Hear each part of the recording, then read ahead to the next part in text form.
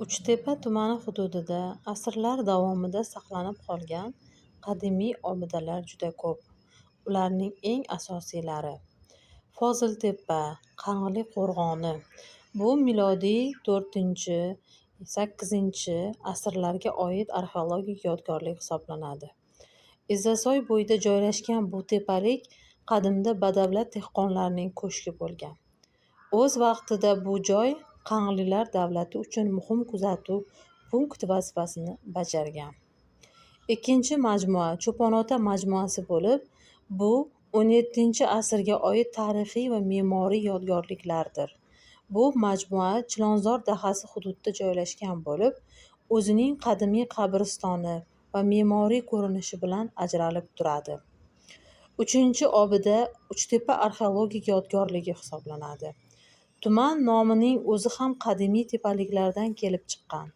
O'rta Osiyo qadimgi madaniyatlarini o'rganishda bu hududdagi qadimiy Uchtepa tepaliklari muhim ilmiy ahamiyatga ega.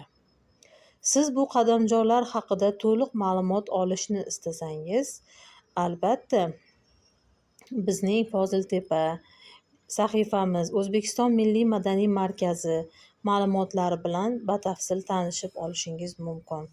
Uchtepa tumani hududi juda go'zal ekobog'lar, bir nechta chiroyli maftunkor binolar bilan o'zining chiroyli ravon ko'chalari, daraxtzorlari, go'zalliklari bilan, tarovati bilan ajralib turadi. Uchtepa tumanidagi ekobog' Ko'kna Cho'pon ota hududida joylashgan. Dam olish uchun qulay yashil maskan. Bog' Uchtepa tumani markaziy qismida, temir yo'lchilar ko'chasi yaqinida joylashgan.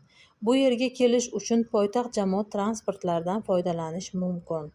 Juda ham qulay va go'zal, aylanishga arzigulik haqiqiy ekobog'lardan biridir.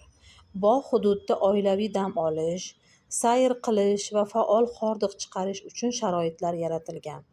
Hududda soya salqin daraxtlar, o'rindiqlar, bolalar maydonchalari va madaniy tadbirlar o'tkazishga mo'ljallangan joylar bor.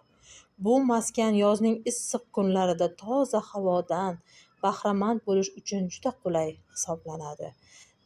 Ekologiyani sevuvchilar, tabiatni sevuvchilar uchun 2026-yilda Uchtepa tumanida oqib o'tuvchi Bo'z suv kanali bo'ylarida ham yangi tematik bog' yaratish